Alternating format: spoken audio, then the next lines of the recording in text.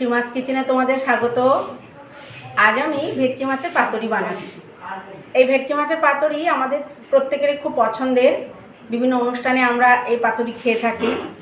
আমরা সহজেই কিন্তু বাড়িতে এই পাতুরি তৈরি করে ফেলতে পারি। খুব টেস্টি টেস্টি পাতুরি খুব ঝঞ্ঝাটহীনভাবেই করতে পারি।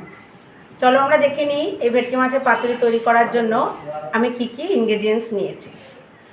আমি নিয়েছি 10 পিস ভেটকি মাছের পিস, এইরকমভাবে কাটিয়ে 10 পিস ভেটকি মাছের পিস নিয়েছি।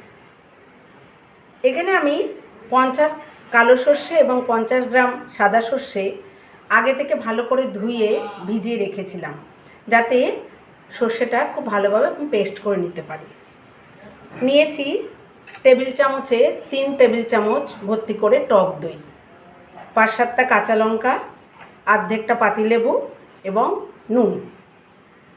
এছাড়াও রয়েছে সর্ষের তেল, যেটা না হলে ভেটকি মাছের পাতুরি হবেই না।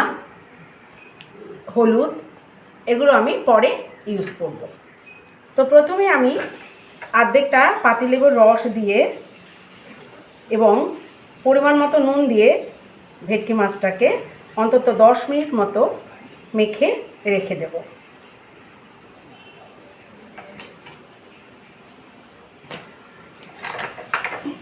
তো বন্ধুরা দেখো, আমি অর্ধেকটা পাতিলেবু দিলাম এবং দিলাম পরিমাণ মতো নুন। এবার আমি মাছটাকে ভালো করে এই নুন এবং লেবুর রসের মধ্যে মাখিয়ে 10 মিনিট মতো ঢাকা দিয়ে রেখে দেব।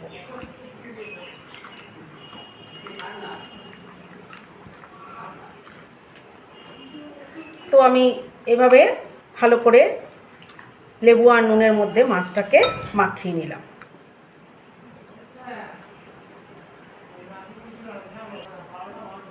এখন আমি এভাবে 10 মিনিট মাছটাকে ঢাকা দিয়ে রেখে বাকি মশলাগুলো প্রিপেয়ার করব। এই সর্ষেটার সঙ্গে আমি 8-10টা মতো কাঁচা লঙ্কা এবং 1 চামচ নুন দিয়ে পেস্ট করব। নুন এবং কাঁচা লঙ্কা সহযোগে সর্ষে পেস্ট করলে সর্ষের তিতো ভাব আসে না। তো আমি সর্ষেটা একটু পেস্ট করে নিচ্ছি।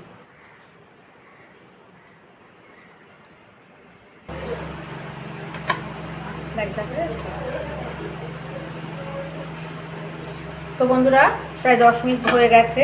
এবার আমি এই মাছের সঙ্গে বাকি ইনগ্রিডিয়েন্টসগুলো মেশাবো। তার আগে মাছের যে সামান্য জলটুকু ছিল আমি সেটা ছেঁকে ফেলে দিলাম। এবার আমি দিয়ে দিলাম এতে সর্ষে বাটা। যে সর্ষেটা বেটেছিলাম প্রায় সবটাই আমি দিলাম টক দইটা, সর্ষের তেল বিশেষ লাগবে এটার মধ্যে, তা না হলে ভালো লাগবে না।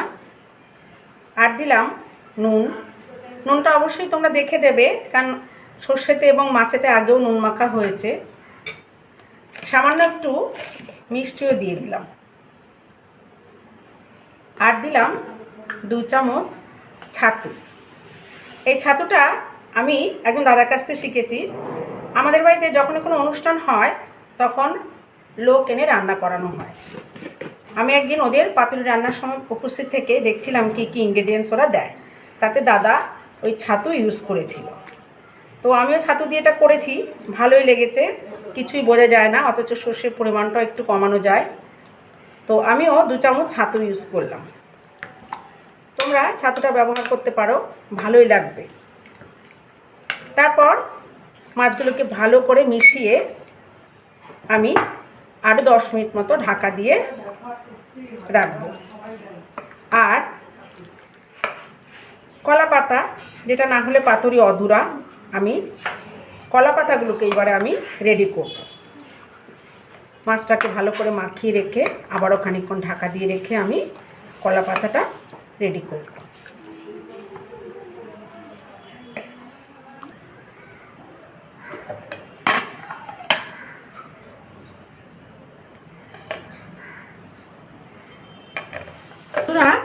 আমি কলা পাতাগুলোকে এইভাবে ব্রাশ দিয়ে একটু অয়েল লাগিয়ে নিলাম, নিয়ে এপিট ওপিট করে একটু সেঁকে নেব, যাতে কলা পাতাটা ফেটে না যায়।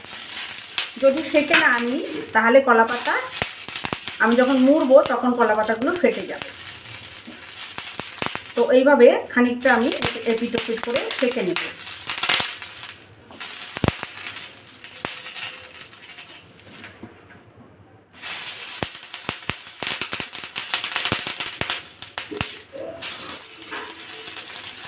এইভাবে আমি প্রত্যেকটা কলাপাতাকে তৈরি করে নেব। রেডি করে নিয়েছি। এবার আমি মাছের টুকরোটাকে কলাপাতার উপরে প্রেস করে দিলাম আর দিয়ে দিলাম খানিকটা মশলা আর দিলাম একটা করে কাঁচা লঙ্কা। নুন মিষ্টি ঝালটা বন্ধুরা তোমরা তোমাদের মতো করে দেবে, এতে একটু ঝাল মিষ্টি হলেই ভালো হয়। আর দিলাম সামান্য একটু সর্ষের তেল ছড়িয়ে। এবার আমি পাতাটাকে সুন্দর করে বাঁধবো যাতে বেরিয়ে না যায়। দেখো বন্ধুরা, ঠিক এইভাবে পাতাটাকে মুড়তে হবে। মুড়ে সুতো দিয়ে বেঁধে দিতে হবে অবশ্যই। এইভাবে সুতো দিয়ে 2-3টে প্যাচ দিয়ে বেঁধে একটা গিট্টু লাগিয়ে দেবে।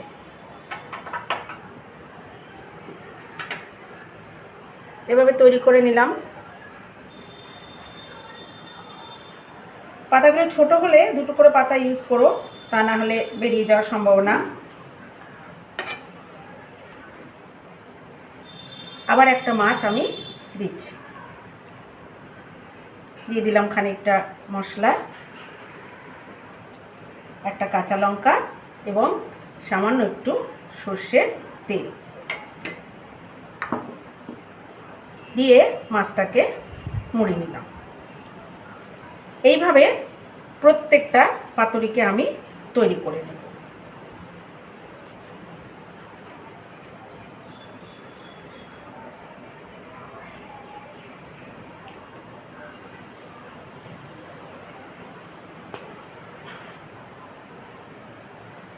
এভাবে প্রত্যেকটা পাতুরি আমি তৈরি করে নিয়ে তারপর আমি সেগুলোকে সেঁকব।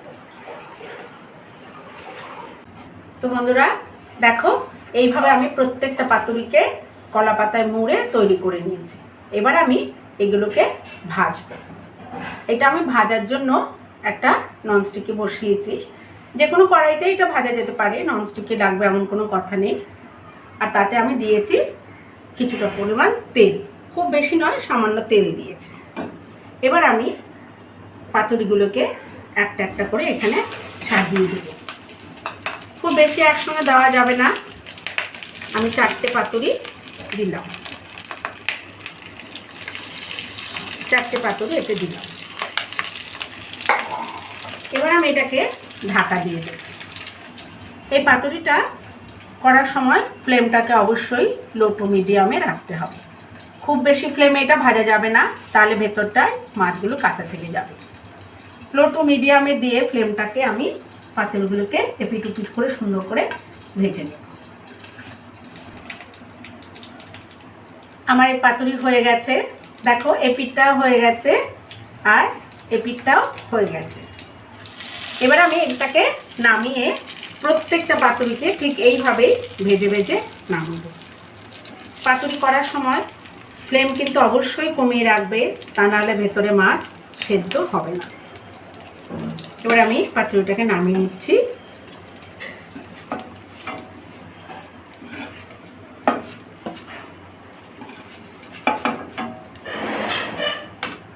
আবার আমি 4টে পাতুরি দিয়ে দেব।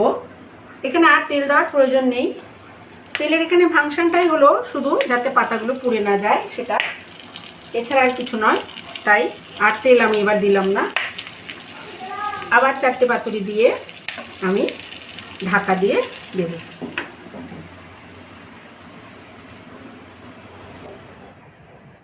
তো বন্ধুরা, আমার পাতুরি একদম রেডি। গরম ভাতের সঙ্গে সার্ভ করলেই হবে। তোমরাও তোমাদের ফ্যামিলি মেম্বারদের সঙ্গে এই পাতুরি বানিয়ে একদিন এনজয় করো। আমার রেসিপি ভালো লাগলে তাতে লাইক দিও, শেয়ার করো। আর আমার চ্যানেলে নতুন হলে অবশ্যই আমার চ্যানেলটি সাবস্ক্রাইব করো। প্লিজ প্লিজ প্রত্যেকের কাছে অনুরোধ রইল আমার চ্যানেলটি সাবস্ক্রাইব করার জন্য। প্রত্যেকে ভালো থেকো, সুস্থ থেকো, আর অনেক অনেক ধন্যবাদ আমার ভিডিওটি দেখার জন্য।